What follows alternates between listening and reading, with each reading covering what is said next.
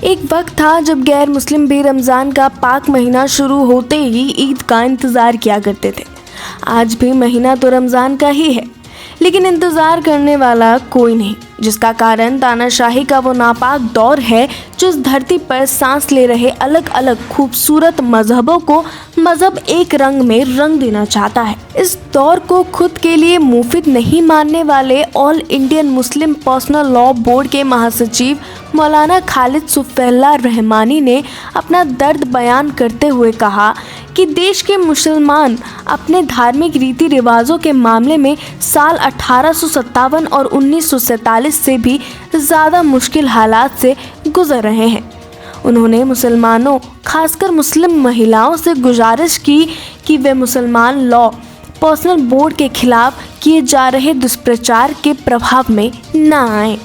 इसी के चलते मौलाना रहमानी ने अपने फेसबुक पेज पर वीडियो संदेश जारी कर आरोप लगाया कि फ़िरका परस्त ताकतें चाहती ही हैं कि हमें बरगलाएं, उकसाएं, हमारे नौजवानों को सड़क पर ले आएं।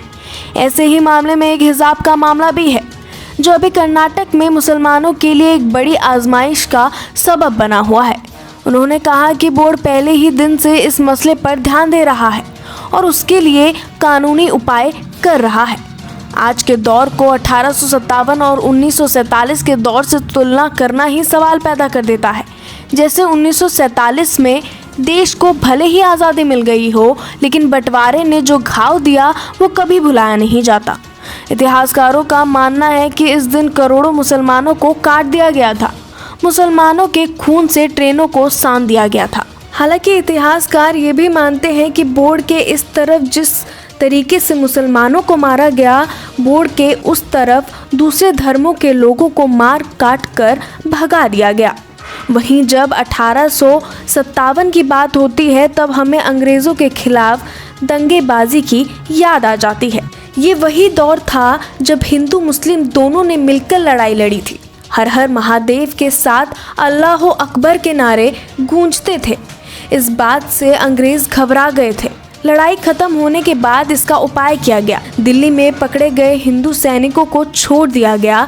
कहते हैं कि दिल्ली में एक ही दिन 22,000 मुसलमान सैनिकों को एक साथ फांसी पर चढ़ा दिया गया। यही तरीका कई जगह आजमाया गया। फिर हिंदुओं को सरकारी नौकरी और ऊंचे पद दिए जाने लगे। मुसलमानों को दूर ही रखा गया। धीरे धीरे जनता में हिंदू मुस्लिम की भावना फैलने लगी। इसके ठीक 20 साल बाद पॉलिसी बदल दी गई। अब मुस्लिमों को ऊंचे पदों पर बिठाया जाने लगा और हिंदुओं को प्रताड़ित किया जाने लगा। ये कहना बिल्कुल भी गलत नहीं होगा कि देश का अल्पसंख्यक, खासकर मुसलमान, केंद्र के मौजूद सरकार के निशाने पर हमेशा रहा है। साल 2014 के बाद से हिंसक भीड़ द्वारा पीट कर हत्या कराने के मामले में बढ़ोतरी हुई है। कभी बच्चा चोरी के शक में पीटकर मार दिया जाता है, तो कभी दूध के लिए गाय ले जाते वक्त उसे काटने के शक में मार दिया जाता है, तो कभी ट्रेन की सीट को लेकर बहस के चलते मौत के घाट उतार दिया जाता है। इतना ही नहीं, कई बार तो जय श्री राम के नारे नहीं लगाने पर मौत के घाट उतार दिया जाता है। दाढ़ी और टोपी पहनी हो तो आप देशद्रोही हो जाते हैं। सरकार के खिलाफ कुछ बोल दें तो पाकिस्तान जाने की धमकी मिलने लगती है। बदलते वक्त के साथ लोगों के भीतर एक दूसरे के कौम के खिलाफ भर चुकी नफरत वाकई लोगों को परेशान कर रही है। साल 2014 के बाद से मुसलमानों को शारीरिक दंड के साथ साथ मानसिक क्षति भी खूब पहुंचाई गई। जैसे 2017 में उत्तर प्रदेश में भाजपा सरकार बनने के बाद अवैध बूचड़खानों को बंद कर लाखों लोगों का रोजगार छीन लिया गया। अब जब योगी आदित्यनाथ की सरकार दोबारा रिपीट हुई है, तो प्रदेश के मदरसों में उन शिक्षकों को निकालने की प्लानिंग चल रही है जो धार्मिक ज्ञान देने के लिए रखे जाते हैं।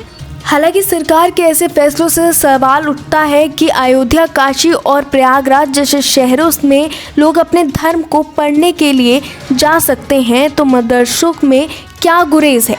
खैर, आपको याद होगा जब गुजरात में 2002 के दंगे हुए, तब भी वहां भाजपा की ही सरकार थी और केंद्र में अटल बिहारी वाजपेयी जी की। फिर हाल ही में हुए दिल्ली दंगों में मारे गए मुसलमानों को भला कौन भूल सकता है।